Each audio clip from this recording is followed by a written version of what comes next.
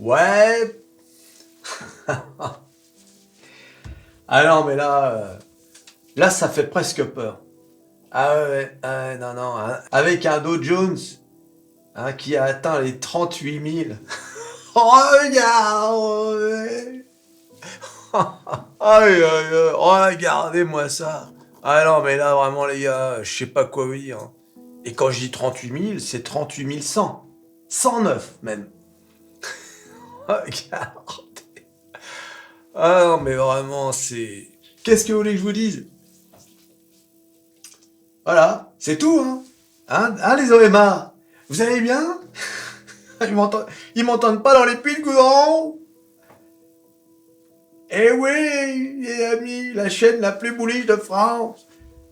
C'est ce que je me tue à vous dire depuis plus d'1 an. Bullish, le marché est bullish.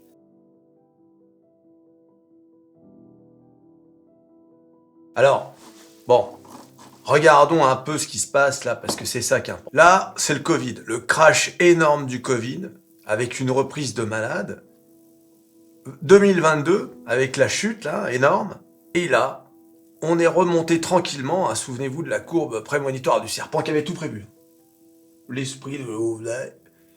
Et là, on s'envole, hein. Alors vous avez vu, on s'envole, hein. C'est-à-dire que c'est pas... on n'hésite pas là, hein. Regardez-moi ça. Je veux dire, c'est impressionnant. On est allé casser le all-time high en 1 mois. En 1 mois, on a fait du 10% pratiquement avec le Dow Jones. Et en 2 mois, on a fait du 12%. Vous vous rendez compte quand même? C'est quand même extraordinaire. Donc qu'est-ce que ça veut dire ça? Ça veut dire que le marché est acheteur. Le marché, quelles que soient les circonstances, l'inflation, la récession, le marché est acheteur. Le marché n'arrive pas à se convaincre qu'il faut vendre. Voilà, non, non, c'est pas bon. Tu vois un peu, malgré la situation mondiale, etc. Le marché n'arrive pas à se convaincre qu'il faut vendre. Et ça, c'est le Dow Jones. Mais si tu regardes le S&P 500, on a recréé un all-time high à 4008. On va atteindre les 5000, hein, bien évidemment. Hein. C'est quoi 5000? 5000, c'est, si tu prends la valeur d'aujourd'hui, c'est 3%. Et oui, vous vous rendez compte quand même, un S&P 500 à 5000 points. Et bien sûr, la Drama Queen, toujours à faire des siennes. Vous êtes prêts pour la Drama Queen? Regardez, la Drama Queen n'est plus qu'à 5,6% de son all-time high. Je vous ai expliqué pourquoi 1000 fois, pourquoi la Drama Queen, le Nasdaq avait plus de mal à retrouver son all-time high à cause de toutes les saucisses qui ont perdu énormément et qui n'arriveront jamais à récupérer leur all-time high. Jamais. Ce sont des saucisses qui resteront sur le barbecue. Voilà. Elles n'en sortiront plus jamais. Et c'est pour ça que le Nasdaq a besoin des autres valeurs, comme les 7 fantastiques, pour arriver au all-time high. Mais on va y aller, hein. Vous avez compris qu'on allait y aller.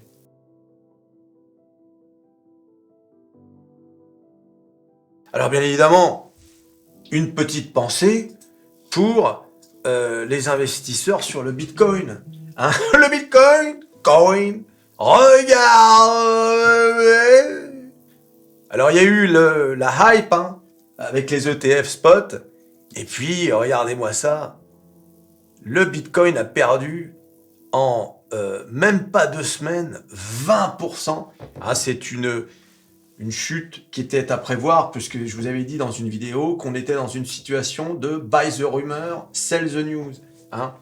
On achète la rumeur de l'approbation des ETF, ouais, on achète, et bing, derrière, allez hop, voilà, on short tout ça, une fois que la nouvelle sort. Mais c'est pas catastrophique, regardez les amis, arrêtez de paniquer. Voilà, regarde, si on se met en timeline week, regarde, t'as vu, c'est rien d'autre qu'une petite correction. Voilà, on va y retourner au all-time high à 68 000 $. C'est qu'une question de temps. Regarde, hein, si tu compares avec d'autres périodes où le Bitcoin a bien perdu, je sais pas moi, par exemple, tiens ici, regarde, on est descendu de 25%. Pour remonter, regardez, de 110%. Regardez là, correction. Combien? 23%. Pour remonter de 70%. Vous voyez? Donc, c'est une petite correction tout à fait naturelle après une... Attends, vous avez vu cette bougie là? Et vous croyez quoi? Qu'on va monter en ligne droite jusqu'au all-time high? Vous rigolez ou quoi? Donc, il n'y a pas besoin de s'inquiéter là de ce qui se passe là. Ça peut même descendre à 31 000 et quelques. Où il y a quand même un support résistance énorme. Ce serait pas la panique si ça descendait à 31 000. Bon, c'est sûr que... c'est sûr que ça fait bizarre. 2 semaines en 20%. Mais bon, c'est volatile, c'est le Bitcoin. Le Bitcoin. Coin. Oui, la vie. Voilà, je vous ai dit, Bitcoin, enfin les cryptos, c'est volatile, c'est dangereux, c'est comme le Forex, c'est pareil. Voilà, il faut savoir ce que vous faites. N'investissez pas sur le Bitcoin juste parce que vous en avez entendu partout. Il faut avoir une raison. Il faut y croire, en fait, pour investir dans le Bitcoin. Si vous n'y croyez pas, n'investissez pas dans le Bitcoin. C'est ce que je dis dans une vidéo. Il y en a qui n'étaient pas d'accord. Vous avez le droit de ne pas être d'accord. C'est fait pour ça, les commentaires. Mais je vous ai dit, si vous n'y croyez pas avant les ETF, il ne faut pas investir dans les ETF. Ça sert à rien. C'est pas parce qu'il y a une hype sur les ETF que tout à coup, tiens, je vais investir sur les bitcoins, sur les cryptos. Non. Si t'y crois pas, t'y crois pas. Investis ailleurs. Il y a tellement d'opportunités ailleurs. Nous sommes en train de vivre une révolution technologique. Je vous l'ai déjà dit 1000 fois quand je vous ai fait toutes mes vidéos sur l'intelligence artificielle. Regardez mes vidéos sur Nvidia qui datent il y a presque 1 an, sur Microsoft, où je vous explique pourquoi j'investis sur les entreprises. Nous sommes en train de vivre une révolution majeure. L'intelligence artificielle, la robotique, etc. Et donc, il y a une opportunité de fou qui se présente à nous. C'est fou quand même de vivre cette période-là. Nous sommes en train de vivre une révolution. Alors c'est une deuxième révolution, il y a eu Internet au début des années 2000, et maintenant il y a l'intelligence artificielle à peine 20 ans plus tard. C'est extraordinaire. Donc forcément, il y a des opportunités qui se créent. Parce que là, les entreprises IA, comme Nvidia par exemple, qui cartonnent avec leurs processeurs H200 là, ou H100, c'est que le début, ça. Il va y avoir d'autres entreprises qui vont émerger. Des entreprises qui vont générer des centaines de milliards de dollars. Donc il faut surveiller ce marché. Nous sommes en train de vivre quelque chose d'extraordinaire. Voilà. Il faut être enthousiaste sur les marchés en ce moment. Parce qu'il y a tellement d'opportunités qui vont se présenter à nous.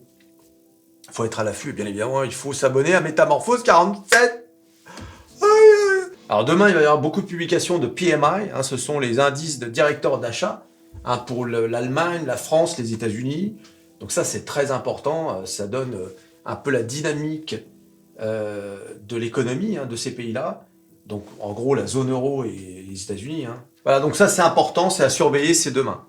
Voilà, tu t'abonnes, tu likes, tu partages, tu cliques sur à peu près tout ce qui peut être cliqué. Les marchés qui s'explosent, le Bitcoin qui chute, et on se revoit à la prochaine vidéo.